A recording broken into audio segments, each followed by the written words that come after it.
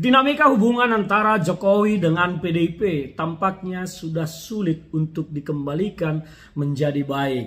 Dinamika hubungan antara Jokowi dengan PDIP tampaknya sudah tidak ada obatnya. Saya melihat ada kemarahan yang sangat dalam bahkan dari grassroots akar rumput PDIP. Terlihat dari ketika Sekjen PDIP Hasto terkait dengan pendaftaran calon gubernur di Pilkada Sumatera Utara mempersilahkan siapapun mendaftar kecuali Bobi Nasution, mantunya Jokowi. Ini bagi saya adalah sebuah pernyataan politik yang sangat keras. Artinya ada bagi keluarga Jokowi adalah di blacklist, dicoret hitam dari PDI Perjuangan.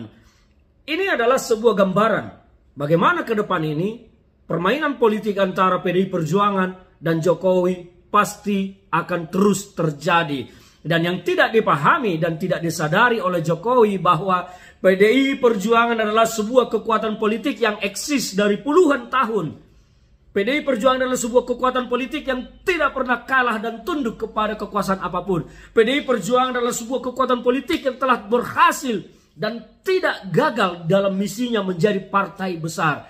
2024 PDI Perjuangan telah mengukuhkan dirinya sebagai satu-satunya partai yang pernah memenangi pemilu 3 kali. Nah, inilah yang abai dilihat oleh Jokowi. Jokowi terlalu merasa langitan, terlalu merasa di awang-awang, ditambah oleh orang-orang pembisiknya yang bermental-mental penjilat. Akhirnya Jokowi tidak mampu meramu, tidak mampu mencari sebuah kesimpulan apa yang harus dilakukan, apa yang tidak boleh dilakukan. Jokowi terjerumus ke dalam pengaruh-pengaruh orang yang berkarakter oligarki dan berkarakter hanya pemburu kekuasaan, memanfaatkan, menghalalkan segala cara, dan mereka berhasil memperalat Jokowi untuk mencapai itu. Dan sementara Jokowi bagi mereka akan tinggal hanya catatan nama yang mungkin nanti hanya akan ditegur sekali-sekali kalau ketemu, kalau tidak ketemu ya sudah lupa, goodbye, kira-kira seperti itu.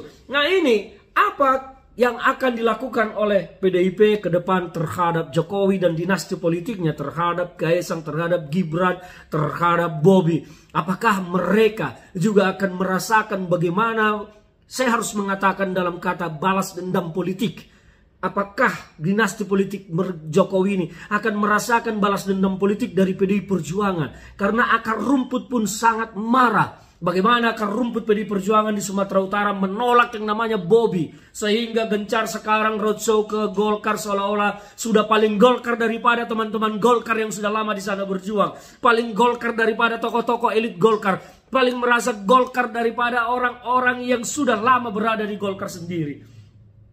Inilah resiko politik yang akan dihadapi Jokowi di tengah akan semakin melemah, semakin melemahnya kekuatan politiknya. Kursi presiden itu memang sangat berkuasa, berhak ini itu memilih panglima, memilih kepala staf, memilih kepala Polri, memilih jaksa, memilih menteri. Itu ketika aktif sebagai presiden. Tetapi ketika jabatan itu sudah berakhir, jangankan menempatkan seorang camat, menempatkan seorang lurah pun Jokowi nanti belum tentu bisa. Apalagi yang menjamin masa depan politik dinasti politiknya, yaitu anak-anak dan mantunya. Inilah yang tidak diresapi oleh Jokowi dan gagal diwajantahkannya sebagai seorang politisi yang licik. Jokowi akan menuai apa yang telah dia tabur. Dan saya melihat bahwa PDIP akan terus melakukan upaya-upaya bagaimana menggagalkan dinasti politik Jokowi ini maju dan semakin tinggi. Sumatera Utara, saya percaya PDIP akan merangkul kekuatan politik besar di sana bersama-sama dengan PDIP untuk menumbangkan Bobi Nasution kalau maju.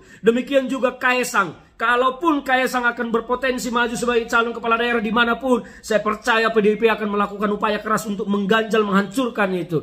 Dan demikian juga nanti Gibran Rakabuming Raka sebagai, kalau MK nanti memutuskan pemilu kemarin sah, maka Gibran akan menjadi wakil presiden Republik Indonesia. Dan saya percaya PDIP akan melakukan lobby-lobby politik keras di atas, berkoalisi dengan Prabowo untuk menggunduli, menempatkan Gibran hanya sebagai sebuah pajangan.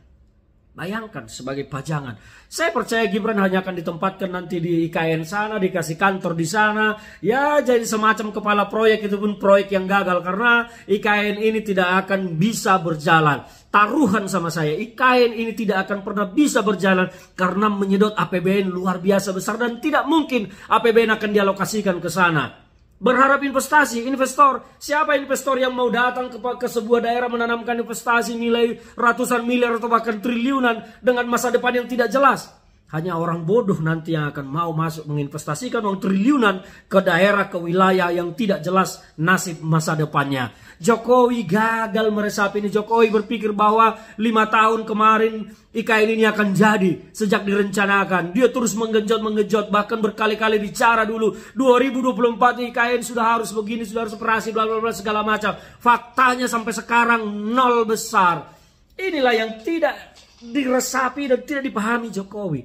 Maka saya berpikir Jokowi akan mendapatkan balas dendam politik, bukan hanya dari PDI Perjuangan, tetapi dari orang-orang yang merasa tersakiti selama ini, yang merasa dipermainkan selama ini, dan yang merasa hanya sebagai objek permainan dari Jokowi sendiri.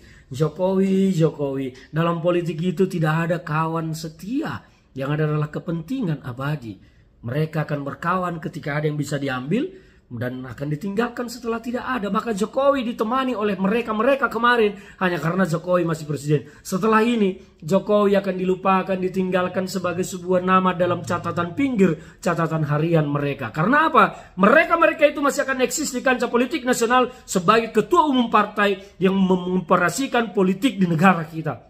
Jokowi mengoperasikan apa? Mengoperasikan delman.